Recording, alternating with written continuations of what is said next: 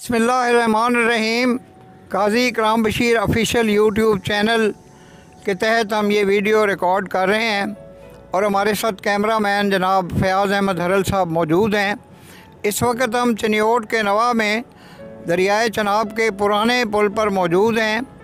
एक तरफ चनियोट शहर है जहाँ पे जो लोग थे चनियोट के, उन्होंने तहरीक पाकिस्तान के दौरान, तहरीक आज़ादी के दौरान और जो जंग सितंबर 1965 के दौरान अपनी जानों का नजराना पेश किया पाकिस्तान के लिए।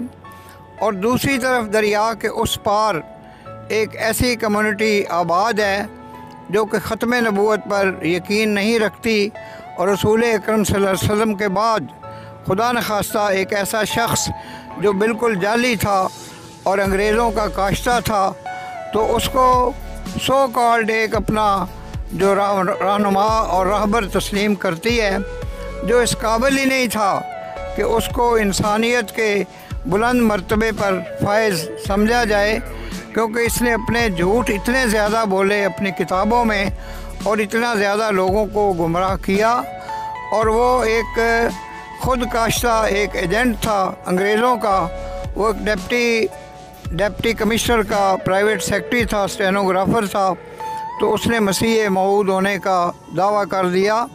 मेरे जो दोस्त हैं, जो उलमाए कराम हैं, वो कादियानियों को कहते हैं कि अगर आपने इस मज़हब का मुताला किए बग़ैर कादियानियत को एक्सेप्ट किया है तो बराह करम जो मिर्ज़ा ग़ुलाम अहमद कादियानी था, मुर्तद था, उसकी किताबों का मुताला कर लें। तो जब 1974 में जनाब ज़ुल्फ़िकार अली भुट्टो ने कादियानियों को सितंबर के महीने में काफिर करार दिया था, अक़लियत करार दिया था, तो इसका कादियानियों ने बहुत ज़्यादा फ़ायदा उठाया और बैरून मुल्क इन्होंने पॉलिटिकल असाइलम्स ली।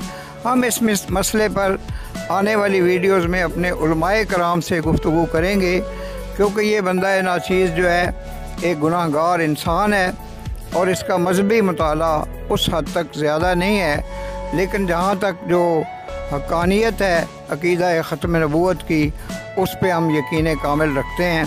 अल्लाह ताला जो है हमें सिरात मुस्तकीम पे चलने की तौफ़ीक़ अता फ़रमाए।